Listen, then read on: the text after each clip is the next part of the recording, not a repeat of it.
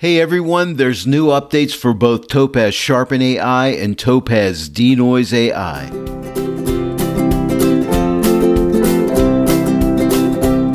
Hello everyone and welcome to the Joy of Editing with Dave Kelly. I hope everyone has had a great Christmas holiday. I hope you enjoyed yourself and you had a lot of fun. And anyway, I just want you to know there are new updates for both TOPAZ DENOISE AI and TOPAZ Sharpen AI. I want to talk about those today, but first I want to remind you there's a happy holiday sale going on at TOPAZ. Save 25% off all apps and upgrades until December 31st of 2021.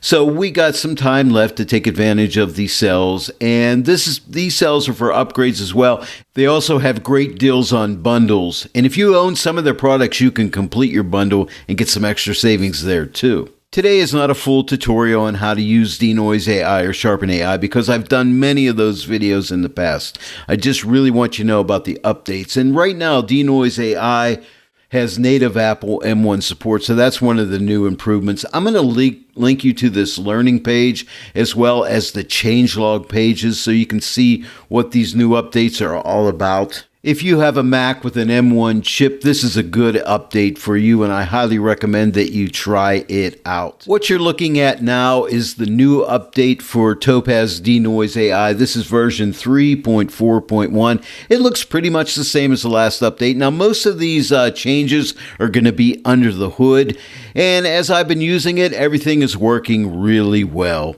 But sometimes when a new update comes out, sometimes some problems will develop. I did have one issue with plugins. After I installed this update, my Photoshop plugin for DeNoise AI was missing, and I work with DeNoise out of Photoshop a lot of the time. So I need that plugin. So if that happens to you, now I'm working with a Mac computer, all you need to do is come up to Help, and it's the last item in the Help menu, reinstall Photoshop plugins. Now, I highly recommend if you need to reinstall your Photoshop plugin, for instance, if it's missing, I would recommend that you would shut down Photoshop first and then open up the standalone version of DeNoise AI and come to Help and just click on Reinstall Photoshop Plugins, and you should be good to go. So I had that issue, and I just wanted to point that out to you. Now, if you're a Windows user, you may have some different types of issues that I wouldn't know about. But other than that, everything is fine. And again, I don't want to do a full tutorial because I have many of those I've done in the past. This is one of the test images that came with DeNoise AI, and I'm zoomed into 400%. Now, you can change your zoom ratio right here. Like you can go zoom to fit or whatever you need. Now, when I go zoom to fit, it says large preview size warning. Using fit view on large images may introduce slowdown when updating the preview. Okay, it's best to preview at least at 100%. Always when you're doing noise reduction, you always want to be at least 100%. But in our case, I'm going to go into 400% so we can really see that, there's a ton of noise in here. Now, right now, I don't have the auto settings on. So if I click this little light bulb here, it's going to suggest standard. And then if you come here to settings and click on auto, it's going to run auto settings for you. It's going to figure out how much noise removal to use and how much enhanced sharpening to use.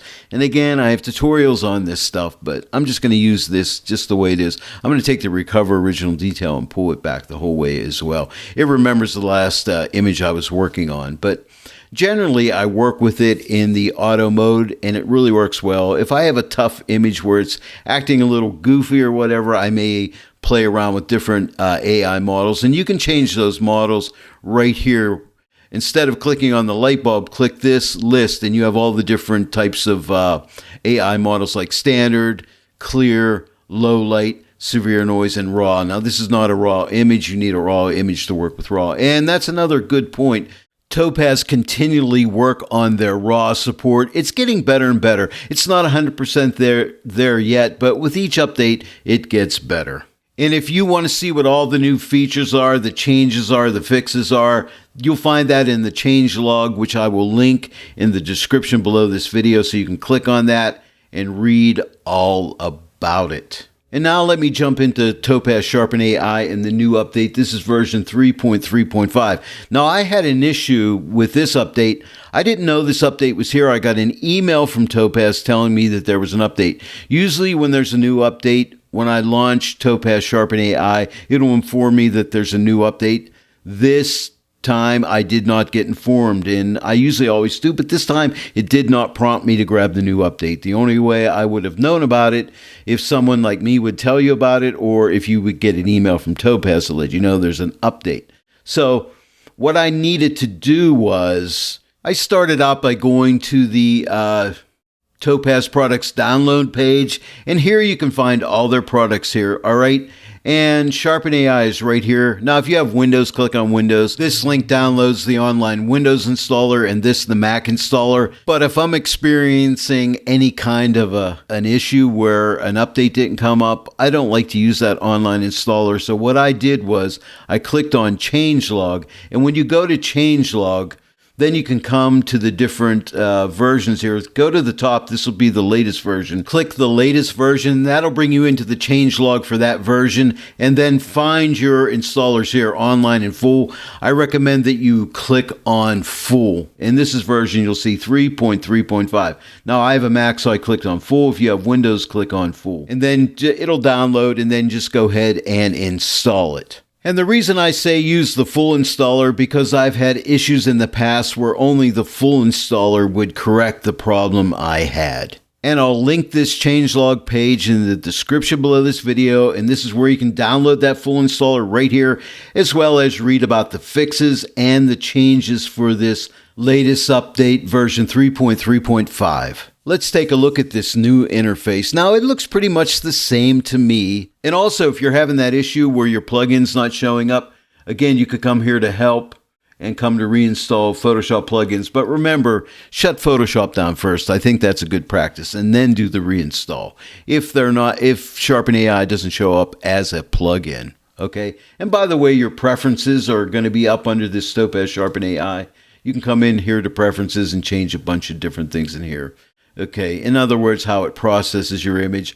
Auto generally works really well, and I always use allow memory consumption high, but you may have to test this stuff for yourself to see how well it works with your computer, all right? But anyway, here's the interface. Now, right now, when this lightning bolt is toggled on, Sharpen AI is determining what it thinks is the best algorithm to use, or the AI model to use, I should say. Okay, and if you want to pick your own, you just click change right here, and then you have all these different models that you can choose from. But for now, I'm just going to leave it on auto. Now, this is a test image.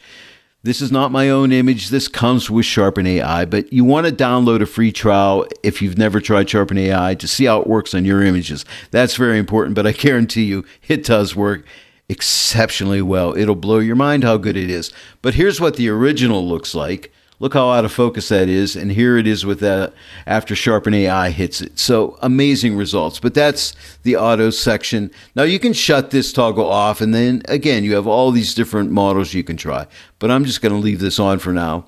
And then you also have model parameters. The lightning bolt, when it's checked on, it's going to determine what remove blur settings should be set and what suppress noise settings should be set. Now you can come and alter these at any time you want. And then you have some really nice masking in here where it'll auto detect the subject. And I have videos showing you how that works as well. I'm not going to get into that right now. And you can add grain should you decide that you would need it. But I'll be honest with you, I never really use it. Nor have I yet found a situation where I needed to add it. And if you don't have Sharpen AI or DeNoise AI, try a free trial. Check them out to see if they're for you.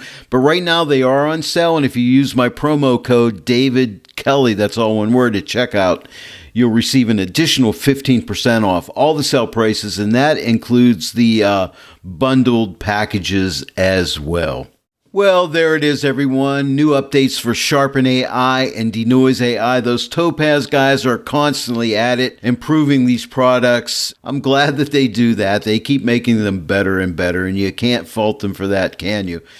Anyway, I hope you enjoyed this today. If you did, please give it a like and share it with your friends. And if you're not yet a subscriber to my channel, please subscribe. Click that bell notification icon. Then every time I upload a new tutorial, you'll be notified about it. Well, I want to thank each and every one of you for joining me today in the Joy of Editing with Dave Kelly. And I'll see you all right here next time. But until then, happy editing.